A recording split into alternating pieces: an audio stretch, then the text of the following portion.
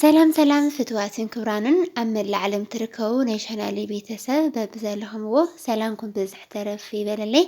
እንኳዕ ድማ ናብ ቻናሌይ ብሰላም መጻኹም ናይ ሎማዓንቲ ቪድዮ ዝኸውን ከዓኒ ከምቲ ልሙድ ዕለታዊ ሸርፊ ብጸሊም ዕዳጋ ወይ ከዓ በሓዋላ ክንደይ እንሂው ንዝብል ሓቢርና ክንርኢና እስካዕ ቪድዮ ፍጻመ ንኽትከታተሉ በኣኽብሮት ይዕድም ንቻናሌይ ሓድሽቲ ዝኾንኩም ሰብስክራይብ ነባራት ዝኾንኩም ከዓ ላይክ ሸር እናገበርኩም ንኽተበረታትዑኒ ብትሕትና ይላዎ ላይክ ሸር ንትገብሩለይ ካብ ልቢ እናመስገንኩ እየ ሎማዓንቲ ሓዋላ ሕዚ እውን ምውሳኹ ኣይቋረፀን ብጣዕሚ ወሰኽ ይገብረሎ ጸሊም ዕዳጋ ማለት እዩ ከምኡውን ብናይ ኢትዮጵያ ንግዲ ባንኪ ኢሉ እውን ብናይ ግሊ ባንክታት ዝንሄው ዝተወሰነ ወሰኽ ገይረን ኣለዋ ማለት እዩ ሎማዓንቲ የካቲት 2 ወይ ከዓ ፌብሩዋሪ 9 እዩ ዝኸውን ዘሎ ዝርዝር ሃገራት ከምኒ ኣሜሪካ ዶላር ዩሮ ስዊስ ፍራንክ ኣውስትራልያ ዶላር ካናዳ ዶላር ቻይና ዩዋን ፓውንድ ስተርሊንግ ዩናይትድ አረብ ኤምሬት ድርሃም سعودي عرب ريال اومان جوردان بحرين ወዘተ ዝበሉ ኢና ክንርኢ ሰናይ ጻኒሒት ሰናይ መክትታል ብመጀመርያ ንሪኦ ናይ ኣሜሪካ ዶላር ይክኸውን ናይ ኣሜሪካ ዶላር ብናይ ኢትዮጵያ ንግዲ ባንኪ 151 ቅርሺ ነጥቢ 60 ሳንቲምን ክሸረፍ ከሎ 100 ዶላር 15150 ይመጸሎ ዶላር ብናይ ወጋገን ባንኪ 153 ቅርሺ ነጥቢ 40 ሳንቲምን ክሸረፍ ከሎ 100 ዶላር 15340 ይመጸሎ ዶላር ብናይ ኢትዮጵያ ብላክ ማርኬት ወይ ከዓ በሐዋላ 194 ቅርሺ ነጥቢ 35 ሳንቲምን ክሸረፍ ከሎ 100 ዶላር 19435 ቅርሽን ይመጸሎ ማለት እዩ ቀጺልና ንሪኦ ዩሮ ይክኸውን ዩሮ ብናይ ኢትዮጵያ ንግዲ ባንኪ 176 ቅርሺ ነጥቢ 51 ሳንቲምን ክሸረፍ ከሎ ሜትሮ 17651 ቅርሽን ይመጸሎ ዩሮ ብናይ ወጋገን ባንኪ 182 ቅርሺ ነጥቢ 78 ሳንቲምን ክሸረፍ ከሎ ሜትሮ 18278 ቅርሽን ይመጸሎ ዩሮ ብናይ ኢትዮጵያ ብላክ ማርኬት ወይ ከዓ በሐዋላ 230 ቅርሺ ነጥቢ 00 ሳንቲምን ክሸረፍ ከሎ ሜትሮ 23,000 ብቻ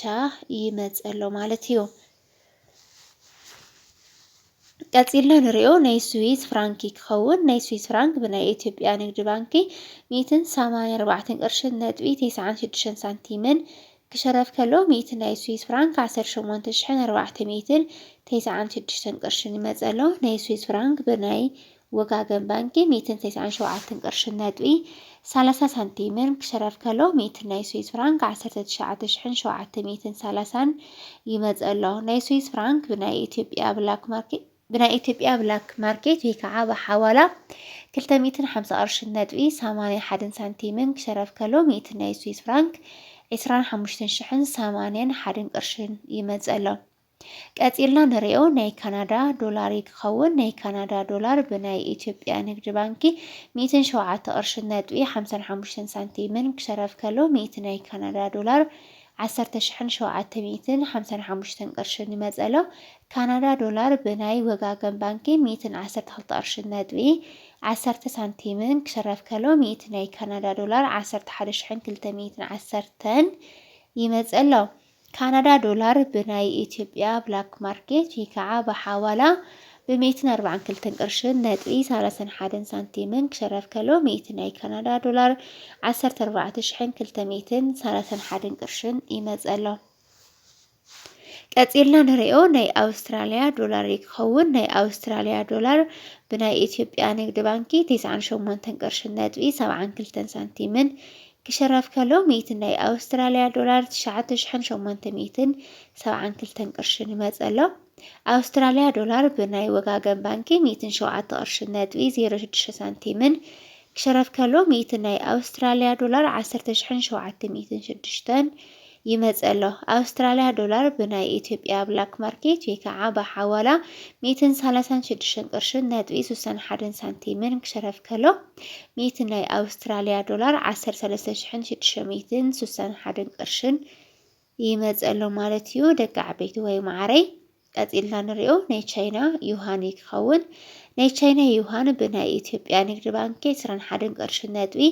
06 ሳንቲምን ክሸረፍ ከሎ 100 ናይ ቻይና ዩሃን 2106 ይመጽእ ኣሎ። ቻይና ዩሃን ብናይ እናት ባንኪ 24 ቅርሺ ነጥቢ 35 ሳንቲምን ክሸረፍ ከሎ 100 ናይ ቻይና ዩሃን 2435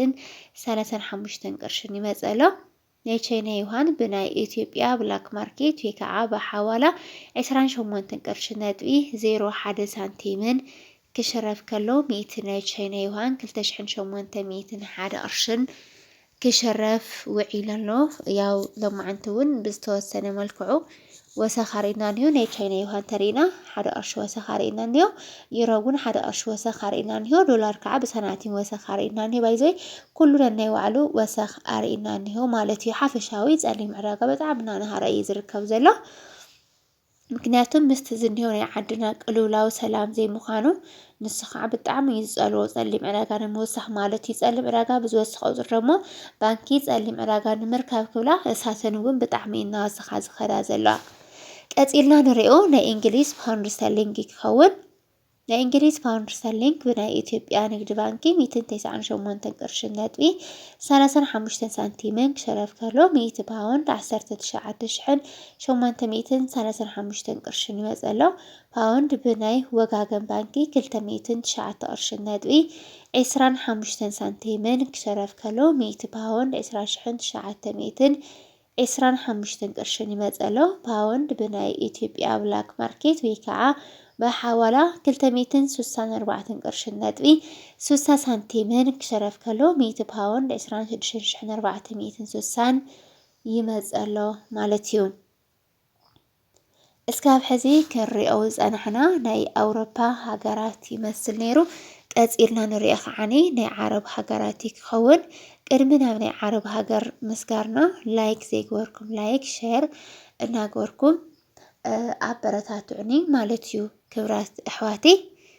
ላይክ ዘይገበርኩም ላይክ ግበሩ ንምስታት ዝኣክል እዩ። ካብ ናይ ዓረብ ሃገር ኣቅዲምና ንሪኦ እታ ብዓለምና ኣብ ቀዳማይ ደረጃ ተሰሪዓ ትርከብ ብክባር እተሽርፍ ናይ ኩዌት ዲናር ክኸውን ናይ ኩዌት ዲናር ብናይ ኢትዮጵያ ንግዲ ባንኪ 484 ቅርሺ ነጥቢ 60 ሳንቲምን ክሸረፍ ከሎ 100 ናይ ኩዌት ዲናር 48460 ይመጽእ ኣሎ። ናይ ኩዌት ዲናር ብናይ ኦሮሚያ ባንኪ 499 ቅርሺ ነጥቢ 60 ሳንቲምን ክሸረፍ ከሎ 100 ናይ ኩዌት ዲናር 49968 ቅርሺ ይመጽእ ኣሎ። ናይ ኩዌት ዲናር ብናይ ኢትዮጵያ ብላክ ማርኬት ወይ ከዓ በሐዋላ 634 ቅርሺ ነጥቢ 51 ሳንቲምን ክሸረፍ ከሎ 100 ናይ ኩዌት ዲናር 63451 ቅርሽን ይመጽእ ኣሎ። ቀፂልና ንሪኦ ናይ ዩናይትድ አረብ ኤምሬት ወይ ከዓ ናይ ዱባይ ድርሃም ናይ ዱባይ ድርሃም ብናይ ኢትዮጵያ ንግዲ ባንኪ 41 ቅርሺ ነጥቢ 22 ሳንቲምን ክሸረፍ ከሎ 100 ናይ ኩዌት ዲናር ይቅርታ ሽሕ ናይ ዩናይትድ አረብ ኤምሬት ድርሃም 41,022 ቅርሺ ይመጽእ ኣሎ። ናይ ዱባይ ድርሃም ብናይ ኣዋሽ ባንኪ 44 ቅርሺ ነጥቢ 10 ሳንቲምን ክሸረፍ ከሎ ሽሕ ናይ ዱባይ ድርሃም 44,010 ቅርሺ ይመጽእ ኣሎ። ናይ ዱባይ ድርሃም ብናይ ኢትዮጵያ ብላክ ማርኬት ወይ ከዓ በሐዋላ 52 ቅርሺ ነጥቢ 90 ሳንቲምን ክሸረፍ ከሎ ሽሕ ናይ ዱባይ ድርሃም 52,000 9 ቅርሽን ይመጽእ ኣሎ ማለት እዩ። እንግዲህ ያው ጉዕዞና 67 ቅርሺ እዩ ዝኒሆ። ብናይ ግሊ ባንክ ከዓኒ ናይ ዱባይ ድርሃም ብ47 ቅርሺ ነጥቢ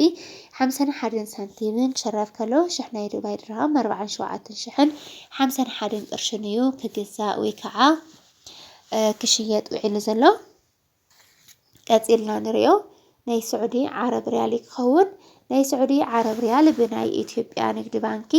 40 ቅርሺ ነጥቢ 42 ሳንቲምን ክሸረፍ ከሎ ሽሕ ናይ ስዑዲ ዓረብ ሪያል 40,042 ቅርሺን ይመጽእ ኣሎ። ናይ ስዑዲ ዓረብ ሪያል ብናይ ኣዋሽ ባንኪ 44 ቅርሺ ነጥቢ ይቅርታ ናይ ስዑዲ ዓረብ ሪያል ብናይ ኣዋሽ ባንኪ 43 ቅርሺ ነጥቢ 44 ሳንቲምን ክሸረፍ ከሎ ሽሕ ናይ ስዑዲ ዓረብ ሪያል 43,044 ቅርሽን ይመጽእ ኣሎ።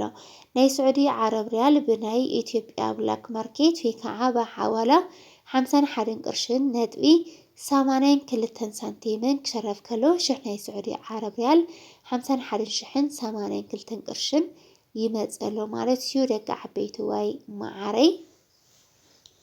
እና ከምዚ መስል ናይ ስዑዲ ዓረብ እንግዲህ ያው እዚ ጉዕዞ ናቱ ዝቅርሽ እንሆ ያው 52 ቅርሺ በልዎ። እስኪ ንስኻትኩም ከ ብክንደይ ትሕውልዎ ኣለኹም? መቸስ እስካብ 49 እስካብ 50 ሽሕ ከም ትሕውልዎ ርግፀኛ እየ። ንስኻትኩም ሓበሬታ ኣብ ኮሜንት ተወሃቡ ማለት እዩ። ቀፂልና ንሪኦ ናይ ኦማን ሪያል ክኸውን ናይ ኦማን ሪያል ብናይ ኢትዮጵያ ብላክ ማርኬት ወይ ከዓ ብሓዋላ 505 ቅርሽን ነጥቢ 28 ሳንቲምን ክሸረፍ ከሎ 100 ናይ ኦማን ሪያል 50,528 ቅርሽን ይመጸሎ። ቀፂልና ንሪኦ ናይ ጆርዳን ዲናር ክኸውን ናይ ጆርዳን ዲናር ብናይ ኢትዮጵያ ብላክ ማርኬት ወይ ከዓ ብሓዋላ 274 ቅርሽን ነጥቢ 80 ሳንቲምን ክሸረፍ ከሎ 100 ናይ ጆርዳን ዲናር 27,480 ይመጸሎ። ቀፂልና ንሪኦ ናይ ባህሬን ዲናር ክኸውን ናይ ባህሬን ዲናር ብናይ ኢትዮጵያ ብላክ ማርኬት ወይ ከዓ ብሓዋላ 516 ቅርሽን ነጥቢ 86 ሳንቲምን ክሸረፍ ከሎ 100 ናይ ባህሬን ዲናር 51,686 ቅርሽን ይመጸሎ። ናይ ሎማዓንቲ ዕለታዊ ሸርፊ የካቲት 2 ወይ ከዓ ፌብሩዋሪ 9 ከምዚ ሓቢርናዮ ዝሰማዕናዮ ይመስል ነይሩ። ንስኻትኩም ከ ንዝብል ሕድሕድ ዝርዝር ሃገራት ኮሜንት ጻሓፉለይ። እስካብ ቪድዮ ፍጻመ ንዝተኸታተልኩምኒ ካብ ልቢ እናመስገንኩ እየ። ላይክ፣ ሼር፣ ሰብስክራይብ ምግባር ድማ ከይትርስዑ ሓሳሪቶም ኮሜንት ጻሓፉለይ። ብጣዕሚ ዝፈትወኩምን ዘኽብረኩምን